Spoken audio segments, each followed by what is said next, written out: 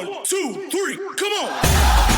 ¿Qué tal amigos? Bienvenidos a una emisión más de Fútbol Total Radio. 30 minutos de pura pasión con las mejores historias de este maravilloso deporte. Esta es la alineación de Fútbol Total para este partido mundialista. Con el número 1, el guardián de la cabina, su servidor, Osvaldo Fragoso. Con el dorsal número 10, el volante creativo, Marco Campuzano. Con la casaca número 4, el señor de las redes, Mario Iván Martínez. Con la camiseta número 5, el crack que lleva la música por dentro, Esteban Lozano. Y con el 7, el táctico, el editor del medio campo, Jorge González.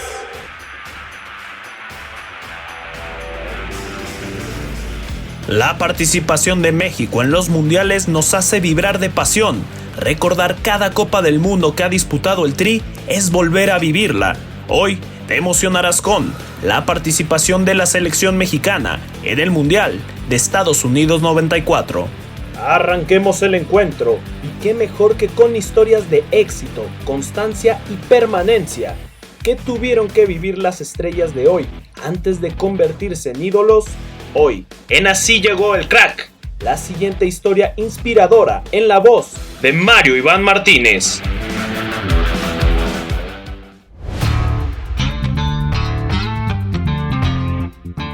Hola, ¿qué tal amigas y amigos de Fútbol Total? ¿Cómo están?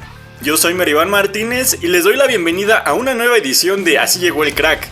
En esta ocasión conoceremos un poquito más sobre los orígenes de Ramón Ramírez. Dueño de una zurda privilegiada, Ramón Ramírez deleitó durante varios años a los aficionados y es considerado como uno de los mejores mediocampistas mexicanos de todos los tiempos. Nació en Tepic, Nayarit, el 5 de diciembre de 1969. Creció junto a sus 3 hermanas y 3 hermanos. En casa no tuvo lujos, pero nunca faltaba lo esencial. Acudió a escuelas públicas durante toda su etapa escolar. Sus padres siempre le inculcaron ser bueno en la escuela y practicar algún deporte, pero le dieron la libertad de elegir y desarrollarse según lo que más le gustara. Una infancia feliz junto a su familia y amigos. Su primera experiencia en el fútbol llegó a los 5 años, cuando la empresa para la que trabajaba su padre organizó un torneo para niños. Sin embargo, no fue un episodio muy agradable para Ramón, pues en un tiro de esquina él se encontraba distraído y el balón lo golpeó en la cara. Esa situación lo alejó de las canchas por aproximadamente 2 años, hasta que uno de sus amigos lo invitó a un equipo que participaba en la misma competencia que años atrás le dejó malos recuerdos. Este compañero se convirtió en una inspiración para el ahora exjugador. Vio en él a una gran persona y a un extraordinario jugador que se esforzaba por ser mejor. Y eso hizo que Ramírez siempre lo quisiera imitar, hasta que lamentablemente su amigo perdió la vida a la edad de 13 años. Posteriormente, Ramón Ramírez ingresó a una escuela de fútbol del gobierno, y después se integró a una selección amateur que representaría al estado de Nayarit en un torneo nacional. Fue en ese momento que surgió el interés por convertirse en futbolista profesional, pues confirmó que tenía talento y comenzó a buscar el sueño de llegar a primera división. Y ahí aparecieron los Coras de Tepic de la segunda división mexicana. Lamentablemente, cuando su carrera comenzaba a tomar forma y se acercaba el momento del debut en segunda, falleció su padre debido a un cáncer de riñón que le habían detectado 6 meses atrás. Tras superar aquel amargo episodio, llegó el debut en 1988 con Coras. En esa etapa ganaba 750 pesos de salario, mismos que le daba su mamá para ayudar a la familia, mientras que él se quedaba con las primas que el club le entregaba por partidos jugados, victorias y demás juegos. Durante un año llamó la atención de clubes de primera división y comenzó a ser convocado a la selección mexicana en categorías menores. En 1990 apareció Santos y contrató al jugador. A pesar del supuesto interés de Monterrey y Cruz Azul, el talentoso zurdo llegó a Torreón. Ese mismo año debutó en el máximo circuito y todo parecía ir de la mejor manera para él. Desafortunadamente, una lesión de rodilla lo alejó un tiempo de las canchas, pero logró superar esa dura prueba y demostrar que estaba hecho para grandes cosas. Se convirtió en referente de los guerreros y su nivel lo llevó al Tri. Ganó el segundo lugar en la Copa América de 1993 y fue al Mundial de 1994 en Estados Unidos. Aunque no tuvo muchos minutos en aquella Copa del Mundo, su nivel no bajó. Unas semanas después del Mundial, llegó a Chivas, en donde se convirtió en ídolo y ganó el campeonato del invierno de 1997. y al siguiente año volvió a disputar el máximo torneo de fútbol en Francia 1998. Meses más tarde fue transferido contra su voluntad de Chivas al América. Solo estuvo unos meses en Coapa y pasó a Tigres. Con el Tri ganó la Copa Confederaciones en 1999. Después vivió otra etapa con el rebaño y finalizó su carrera en la MLS con Chivas USA. Ramón Ramírez fue único, una zurda envidiable y una humildad que le permitió convertirse en uno de los favoritos de la afición. Bueno amigos, hasta aquí una nueva edición de Así Llegó el Crack. Yo soy Maribán Martínez y los espero en la siguiente.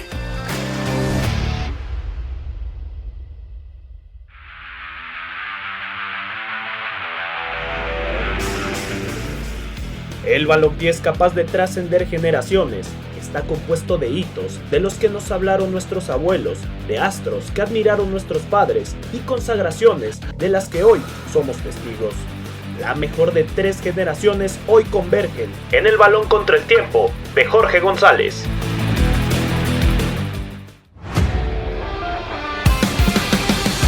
Hola, ¿qué tal amigas y amigos de Fútbol Total y la Octava Sports? Les habla Jorge González en una emisión más del Balón contra el Tiempo en Fútbol Total Radio. Para esta edición de México en los Mundiales, tomaremos como referencia su participación en Estados Unidos 94, en el que el Tri lució con una gran generación, pero que su sueño se desvaneció de similar forma que la de 8 años atrás, en la definición de los malditos penales.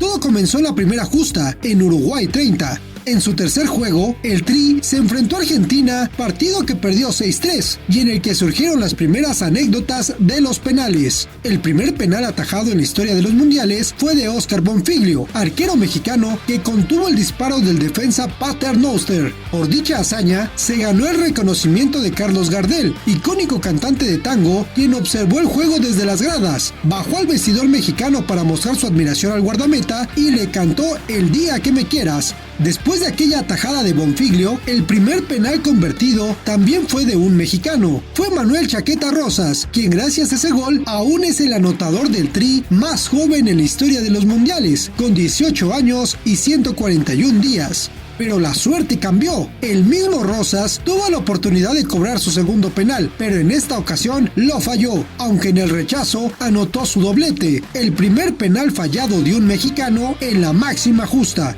Lo de Uruguay quedó en lo anecdótico, pero en Suiza 54 se vivió la primera frustración del Tri en la Copa del Mundo a causa de un disparo desde los 11 pasos. Fue en su segundo duelo, ante Francia. México empató 2-2 al 85 gracias al gol de Tomás Balcázar, lo que parecía el primer punto del Tri en la justa máxima. Sin embargo, se señaló penal para los galos al 88 y Raimond Kopa consumó el desencanto para la derrota 3-2 en instantes finales.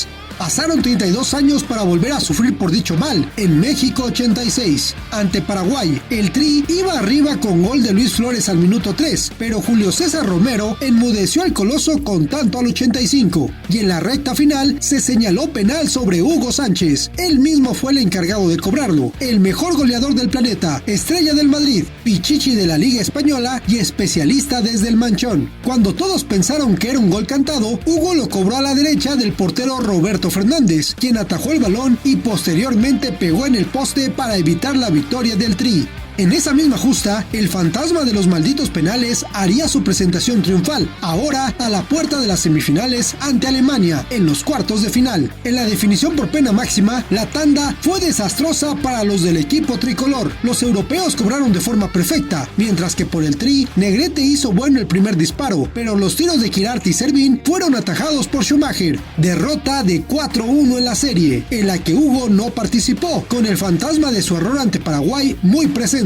Tras la vergonzosa ausencia de Italia 90, México apareció en Estados Unidos con el objetivo de alcanzar lo que se le negó 8 años antes. En octavos de final, la paridad de 1-1 ante Bulgaria llevó nuevamente hasta la traumática instancia. Minutos antes de la tanda, Mejía Barón le pidió a Hugo entrar de cara a los cobros desde los 11 pasos, pero el entonces jugador del Rayo Vallecano se indispuso. Ya en los penales, García Aspe, quien había anotado por esa vía el tanto de la igualada al minuto 18, erró el primer tiro. Balakov también falló ante Jorge Campos, quien tenía la consigna de atajar uno de los 5 tiros, pero los intentos de Marcelino Bernal y de Jorge Rodríguez fueron rechazados por Mijailov, lo que hizo vano el gol de Claudio Suárez, el cual no evitó la derrota de 3-1 en la tanda. Pero la maldición no terminó ahí. En Alemania 2006 merodeó a Omar Bravo cuando voló el balón en el que pudo haber significado el empate 2-2 ante Portugal en fase de grupos y así posicionarse entre los goleadores del torneo. Y el más reciente trauma se vivió en Brasil 2014 con el tan famoso no era penal. Caída de Arjen Robben que aún cala por la forma y en el momento que se dio. Gol que eliminó de manera inverosímil al Tri en el 90+4. Pero no todos los penales han terminado en tragos amargos para el Tri. También hubo momentos en los que los goleadores del Tri en mundiales se encargaron de convertirlos y justamente de ellos hablaremos en nuestra siguiente entrega de Fútbol Total Radio. Yo soy George González y esto fue El Balón contra el Tiempo.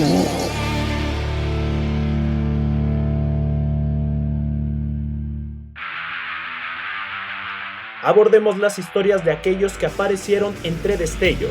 Algunos fueron estrellas fugaces, otros ascendieron, pero no supieron mantenerse en lo más alto del firmamento y con el tiempo desaparecieron. ¿Qué fue de aquellos futbolistas que tanta expectativa causaron? Esta es la promesa incumplida de hoy, por Osvaldo Fragoso. Hola, ¿qué tal amigos de la Octava Sports? Les saluda con mucho gusto Osvaldo Fragoso de Fútbol Total.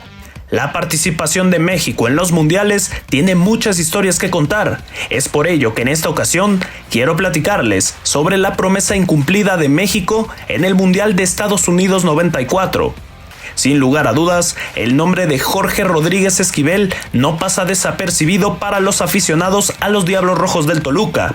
El delantero fue artífice del gol que les dio a los Escarlatas el título de Copa de 1989. A pesar de que su carrera prometía tener un techo alto, una enfermedad acabó por retirarlo de los terrenos de juego. El apodado Mudo acudió al Mundial del 94 después de consagrarse campeón de la Copa Oro del 93. En el Mundial participó en un total de 3 partidos, frente a Irlanda, donde México se impuso, ante Italia en el empate a un tanto y finalmente en los octavos de final ante Bulgaria, en donde se perdió en la tanda de penales. Posteriormente, Jorge Rodríguez seguía escribiendo su historia con la selección mexicana, al estar presente en la Copa América de 1995 y en la Confederaciones del mismo año. Un año después, su carrera la seguiría en Santos, en donde ayudó a que los guerreros se consagraran campeones en el torneo del 96. Sin embargo, cuando el Mudo atravesaba el mejor momento de su carrera, fue diagnosticado con hepatitis C, lo que lo llevó a decirle adiós a los terrenos de juego a los 28 años de edad.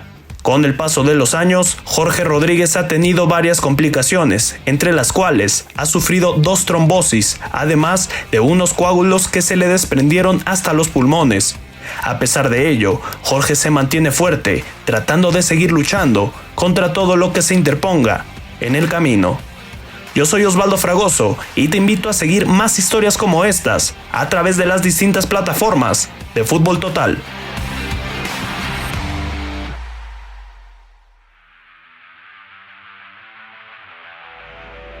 El fútbol femenil crece y mejora día con día, principalmente por la dedicación de todas sus futbolistas. Cada una de ellas es una historia de esfuerzo y talento. Estrellas del fútbol femenil. Marco Campuzano nos hablará de ellas.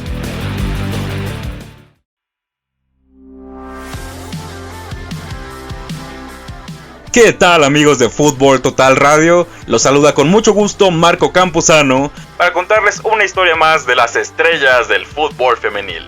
El día de hoy hablaremos de la Generala de México, de Stephanie Mayor. Hoy en día, Stephanie tiene 30 años y es una de las mejores jugadoras de la Liga MX. Es la líder en ofensiva de Tigres Femenil y también tiene un rol fundamental con la selección mexicana. Pero esto no es algo nuevo para ella. Desde que era una niña, Stephanie comenzó a brillar en el fútbol, por lo que fue llamada a las categorías inferiores de la selección mexicana, estando desde la sub-15. Paralelamente, había una crisis de resultados con la selección mexicana absoluta. Desde que se calificaron al Mundial de 1999, el tricolor no pudo volver a llegar a las instancias mundialistas. Hubo una crisis de resultados y se necesitó de una nueva generación que impulsara a la selección a un nivel internacional. Una de las jugadoras clave para este fue Stephanie Mayor. De esta forma, a sus 20 años, Stephanie fue titular con la selección mexicana en el Mundial de Alemania 2011. Y no solo eso, también marcó su primer gol en Copas del Mundo a esa edad, en el empate por 2-2 ante Nueva Zelanda. Años después también jugó con México en el Mundial de Canadá 2015. Desafortunadamente, el tricolor no pudo pasar de la fase de grupos en ninguna de las dos ediciones. Hoy en día, bajo las órdenes de Mónica Vergara, Stephanie sigue teniendo un rol fundamental para la selección mexicana y de hecho es un ariete increíble en la ofensiva, ya que ha jugado todos los partidos de eliminatoria mundialista y sueña con llegar a Nueva Zelanda 2023 para jugar su tercera Copa del Mundo. A nivel de clubes, Mayor se ha encargado de moldear su carrera. De hecho, había muy pocas oportunidades en México y en el 2015 se fue a Islandia y fichó con el club Torca Akureyri. En el 2017, con ese mismo club, fue reconocida como la mejor jugadora de la liga y bueno, fue la campeona de goleo, 19 anotaciones y también la líder de asistencias. Así, unos años más tarde, en el 2019, Tigres Femenil anunció el fichaje de Stephanie Mayor y rompió el mercado de la Liga MX Femenil.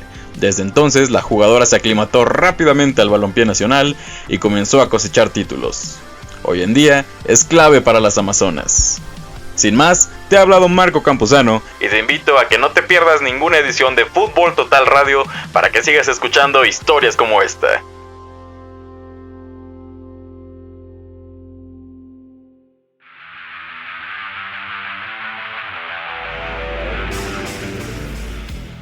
Entramos en la recta final de este programa y el partido lo tenemos ganado.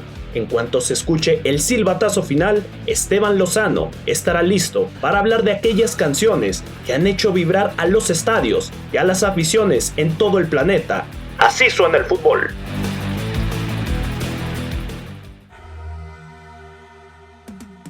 Hola, ¿qué tal amigos de Fútbol Total? Ya estamos aquí para su sección Así suena el fútbol y en esta ocasión tenemos un álbum completo que se llama Nos vamos al Mundial.